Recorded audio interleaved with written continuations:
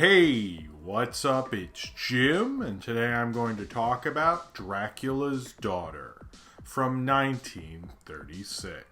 And this is day 3 of my Halloween week of videos where I review horror movies the 5 days leading up to Halloween. Dracula's Daughter is the second film in the Dracula franchise and is the second Universal monster or Universal horror movie to have a sequel. And much like most sequels in this era, it's kind of not the big business that sequels are now. Now you get a big director and a bigger budget, and sometimes it's an even bigger hit than the original. None of which was true with this one. They actually did try to do that with this one because the Universal monster movies were big business and they kind of figured another one could do well, and that did actually happen with Bride of Frankenstein with director James Whale. But with this one, none of that exactly worked out, and you kind of get the weird artifact of film history that Dracula's Daughter is, with various lesbian overtones going on throughout it, and the whole idea of a vampire who doesn't actually want to be a vampire, which would go on to influence things like Anne Rice, and particularly a lot of the YA stuff that would come later. The difference between all of that and the kind of broodingness of it and this film is kind of more of a subtlety, because you know that it makes her feel uncomfortable in a very natural way. Now, a lot of that is because of the performance by Gloria Holden,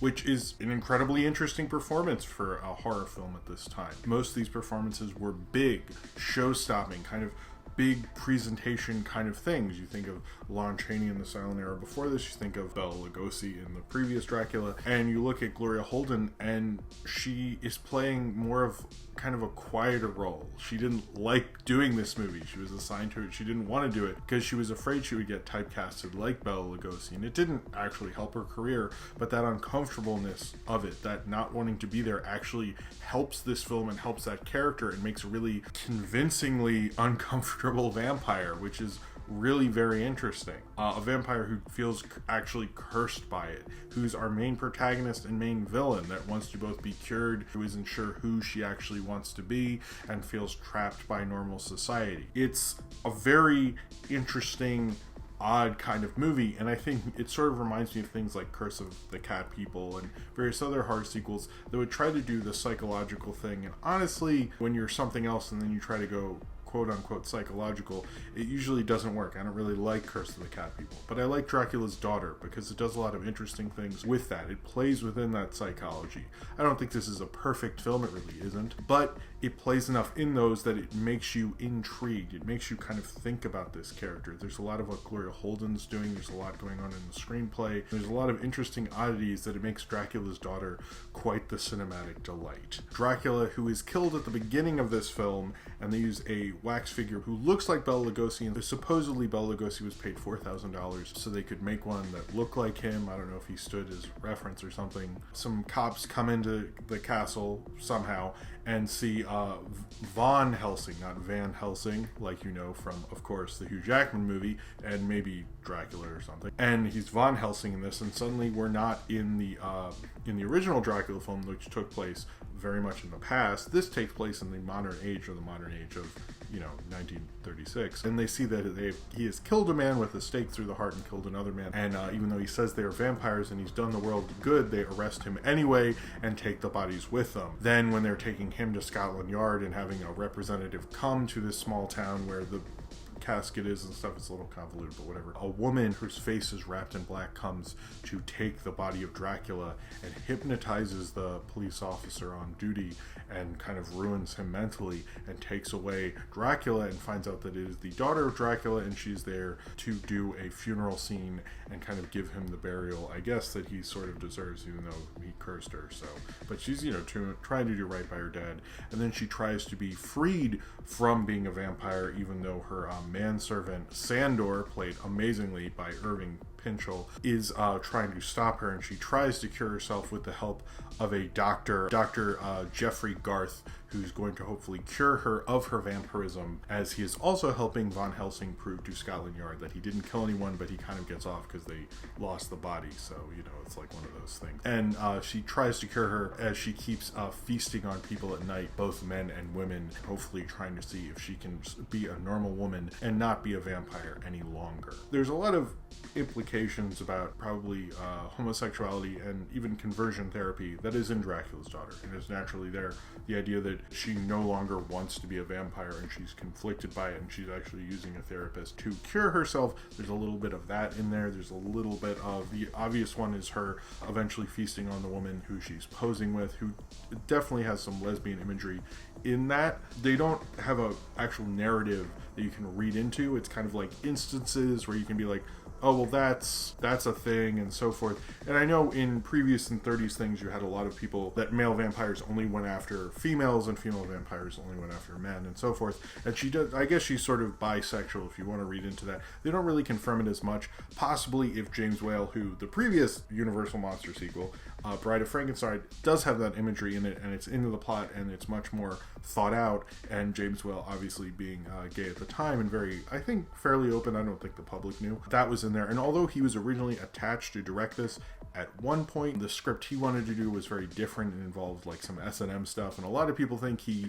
kind of sabotaged because he didn't want to do another horror movie, and Bela Lugosi and Boris Karloff were going to be involved in it. Actually, that movie sounds really cool. I still like this movie, but that movie might have actually been cooler. But I think if he was in there, he would have fleshed that out and had those kind of things you could read into within it, and he was smart enough and a smart enough director and a really great, I mean, literally, if you're talking about the best Universal Monster movies, you're pretty much talking about like Dracula and then like a bunch of James Whale, Old Dark House, Frankenstein, Bride of Frankenstein. It's usually like Whale is probably one of the greatest directors, if not the greatest director of Universal horror, particularly in the 30s. I think he probably would have fleshed it out more. It's kind of just hinted at. I know, this is post-code also, so I think that probably had a little to do with it. 34, you could debate, depending on release, and, they're kind of getting more used to it, but 36, it was pretty much, code was in, and you were stuck with it, so maybe they couldn't do that and didn't flesh it out as much. But there's certainly, like, the things when she takes Dr. Garth's assistant, when she takes her off with her to the castle and things like that, and there does seem a lot of, like, she's preying a lot of women more so than men in this film, but she does prey on one male at the beginning of the film. You can read into that, but I don't think there's enough there, but I think there's enough like hinted at that you wonder what's beyond there. And that's a lot of what classic Hollywood is. There's a lot of like what they couldn't say, and so what they couldn't say is implied, and you could read into that. And that's a lot of reading of classic Hollywood films, because they couldn't say a lot of stuff, but suddenly, a tip of the hat, or someone's putting on their shoes suddenly because someone came home, is meant to mean a lot more than it would in a film now. So I think there is a lot of that there, and I think people watching films then, and even if you're used to watching classic films and you watch Dracula's Daughter, you are kind of surprised at the lesbian undertones in this film, but I don't think they're as fleshed out as maybe they should be. And if you're coming to this to see the lesbian vampire movie, then you're going to be a little disappointed. But this is a film that influenced a lot of that, because I think people were so surprised by it.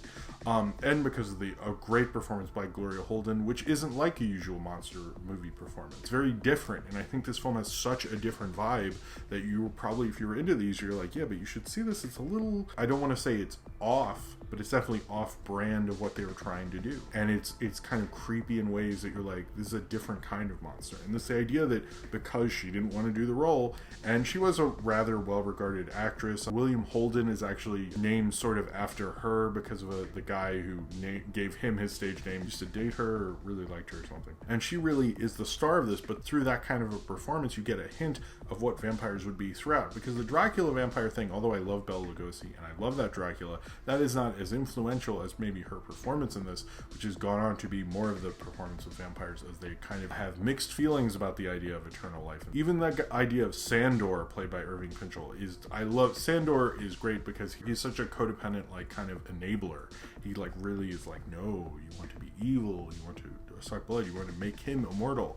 And he's almost kind of like the hidden kind of evil thing throughout this film, like showing her past life, like kind of the embodiment of her past life, saying like, you will never move on from this, you will never be anything else. And that idea of, you will never not be a vampire, there's no way you can get away from it, is very interesting throughout this film. It seems like they wanted less of a moody film. They also went after Edward Sutherland, who also directed a film I recently reviewed, Diamond Jim, and I could see that working also. I don't think this is a bad directed film. It's interesting the other directors they went for it, because I sort of know a little about them. That's why I want to talk about it. But I generally like the vibe of this film, and I like the flow of it and the creepiness to it, and the idea of psychiatry, where most of the time in these films you'd have a detective or a detective type story, and the character that Otto Kruger plays in this film is much more of a modern way. You're talking about psychology and you're talking about therapy and things like this. And this is just the beginning of that coming into popular culture, and how that the original Dracula feels like a classic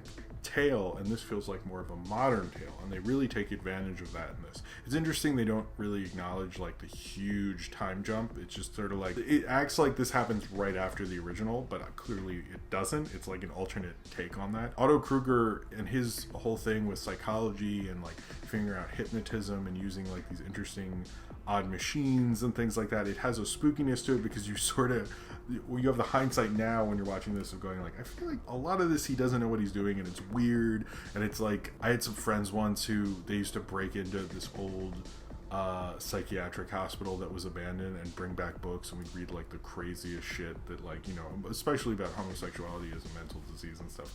And I would never go because that scared the shit out of me. But like, if you're gonna get murdered somewhere, it's probably in something like that. But this feels like that old-timey, like, they don't have the knowledge we have now type of thing. So it definitely felt like kind of older psychology, which also you know, conversion therapy was actually more accepted at the time and was like an actual part of psychiatry then. So it kind of goes in line with that. So it does feel like they had maybe the best intentions, although then they actually didn't. But in this film, it actually does feel like they do. I'm not pro conversion therapy whatsoever, but in this film it does feel like they're trying to do the best thing for her, which is maybe kind of like how people felt at the time and how society felt about those things. And you can absolutely read into this the whole idea of therapy making you better, and even their ideas of, they say, about alcoholism and how they would just leave an alcoholic there with drink and eventually make him get over it by like not drinking. It sounds like a really terrible idea. So there are a lot of like ancient ideas about psychiatry which I would not recommend believing in past,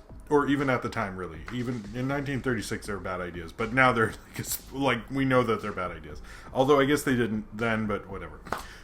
This was a big kind of turning point. This is the last Universal horror film for a little bit. Carl Laemmle wasn't really as involved. This is like kind of the last Universal horror film that he's really involved in. This is an interesting cinematic curiosity, and it's worth checking out because it did later influence the Anne Rice stuff. It did influence what happened with Twilight and Vampire Diaries, but this was a lot more interesting, so maybe I'm besmirching its name a little by bringing those up. But I think it brings up the whole idea of the regretful vampire, the vampire who doesn't want to be a vampire, and the vampire who's kind of thrust upon it based on legacy of their heritage and kind of a situation that they're stuck within, which I think that's why Dracula's Daughter kind of keeps going on and keeps maintaining. It's not story-wise the tightest, but the ideas within it and the ideas that are hidden within it that it's talking about are so interesting and so inclusive to a lot of people who wouldn't really get their stories told within classic films. Suddenly had that through Dracula's Daughter, giving Dracula's Daughter more of an importance that it probably ordinarily really would have, but it's still kind of an interesting film nonetheless, even if, you know, people are putting maybe a lot of things on it. It's not necessarily the scariest film, but it's an interesting enough cinematic curiosity to at least show how they handled some of these things and how they actually could try to figure out how to make a sequel to Dracula in such a weird way, which is always the fun of watching sequels like this. And I think Dracula's Daughter is one of the more unique and unforgettable sequels of this time period, and definitely one that's worth peeking into and discovering all the hidden meanings within it. So if you have seen Dracula's Daughter and you would like to talk about it, then comment below in the comments and subscribe if you would like to. And come back tomorrow for day 4 of 5 of the Halloween week of videos, where we will end, of course, on Halloween. Have a happy Halloween, and thank you very much for watching. Sophie! Look, it's my daughter, Sophie! Hey! Blah, I want to suck your baby blood. Wah.